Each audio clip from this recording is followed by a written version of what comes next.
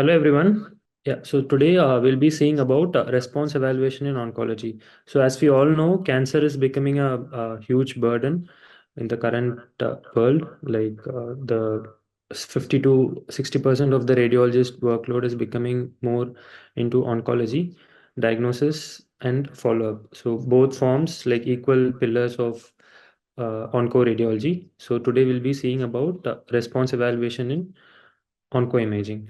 Okay, so let's move on to the topic proper. So, if you see response assessment methods, there are two main biomarkers that we can study upon. So, first thing is the anatomical biomarker. So, that is the most common thing that is followed. So, in which the predominant response is based on the cytotoxic effect. So, cytotoxic effect is nothing but cell lysis. So, whenever there is cytotoxicity, what happens is there will be decrease in the size of the tumor. So, what are the criterias that follow this anatomical biomarkers. So the first one that was formulated was the WHO criteria. So this was way back, 30 years back, and then in 2000, the criteria was changed into RECIST criteria. So it was called RECIST 1.0. So RECIST 1.0, and because of many limitations, it was then updated by the RECIST working group, and a new criteria, that is RECIST 1.1, was formulated in 2009. Okay, so this is based on the cytotoxic effect. So now, as there are new modalities coming upon, like new sequences that are coming, and a number of new techniques that is coming, for example, diffusion weighted image, perfusion weighted image, and the PET revolution that is happening. So all these modalities has made us possible to study the functional changes that happens in the tumor once the therapy is started. So these are primarily called as functional biomarkers. So this can be anything ranging from, again, cytotoxicity, molecular targeted ablations, which are the locoregional therapies such as TACE, TARE, etc., and anti-angiogenic drugs. So these have a broad spectrum of applications. There are many criteria based on it. Although many are not standardized, there are few specific criteria that are used for specific tumors. So, for example, M-RECIST, so it is used in hepatocellular carcinoma. And if you see Cheson criteria, so there are few criteria for lymphoma. One of them is Cheson criteria, and others include the Lugano criteria, and there is also a criteria that is similar to RECIST, that is called RECIL. So RECIL is also used for lymphoma. So another most important criteria is the Choi criteria, which is used for GIST. So Cheson is for lymphoma. Okay, so there are other few criteria such as mass, persist. Persist is basically PET, uh, which is the resist, which uses PET as the primary imaging modality. So that is persist. So there are these two biomarkers, anatomical and functional biomarkers. Today we'll be primarily dealing upon with the anatomical biomarkers. That is the resist 1.1.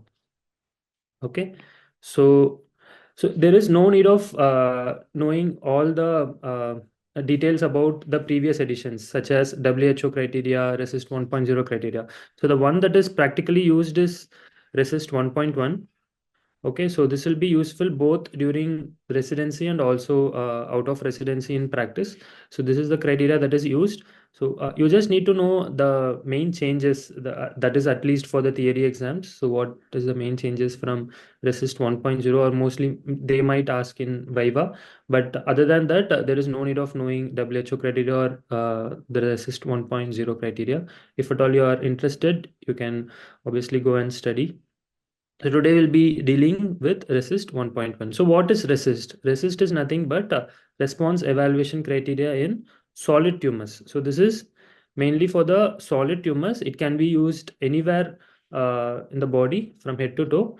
But there are few tumors that are not classified according to RECIST. So they have their separate criteria, such as we saw in the previous slide. So one of the most important thing is lymphoma. So there are few exceptions. lymphoma, GIST, and then even brain tumors, so glioblastomas.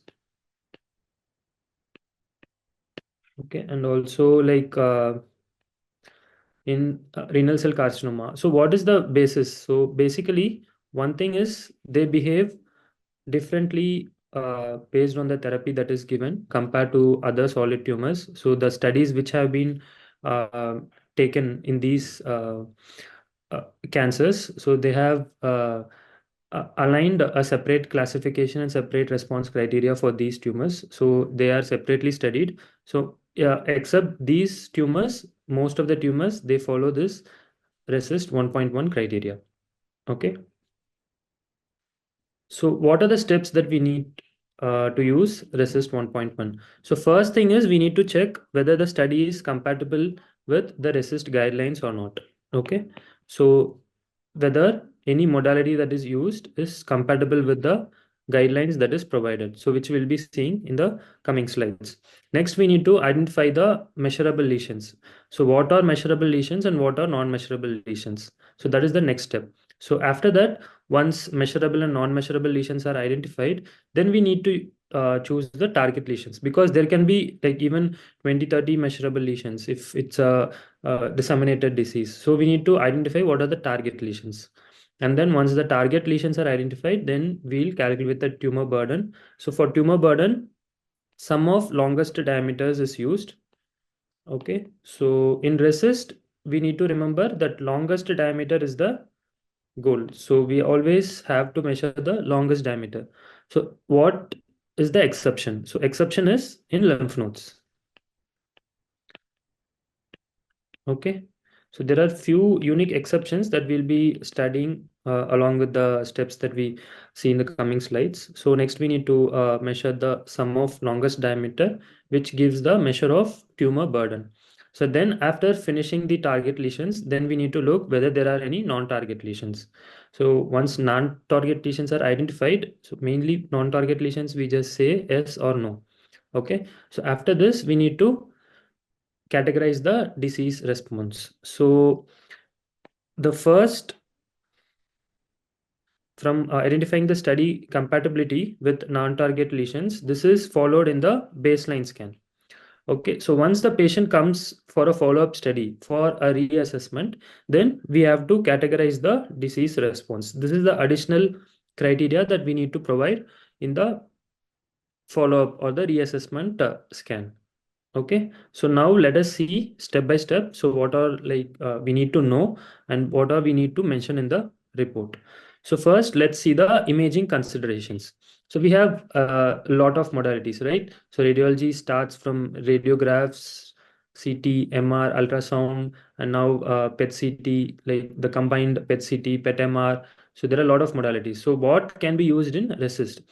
For RECIST, always mind that CT is the gold standard. So by meaning this, for oncology, CT is the workhorse. Okay, so for diagnosis, like there are multiple modalities. For example, MR will be the problem-solving modality in many of the tumors. But then for response assessment, CT is the gold standard.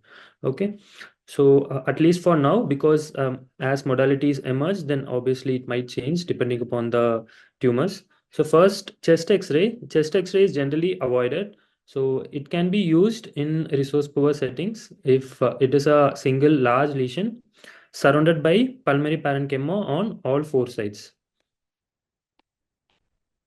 Okay, so it should be a well-defined lesion that we can make it out in the radiograph surrounded by the air on all four sides. Okay, so generally it is not preferred because it is usually a summation of density. So for example, in chest X-ray, if you see, so if you see a lesion like here, so you are measuring it, okay, and it should be at least more than 20 mm. Okay, so it should be more than 20 mm, and if you are measuring a lesion, for example, it is 23 mm, so you don't know the other dimension. We just know the two dimension, the craniocaudal and the transverse dimension. We don't know what is the anteroposterior dimension.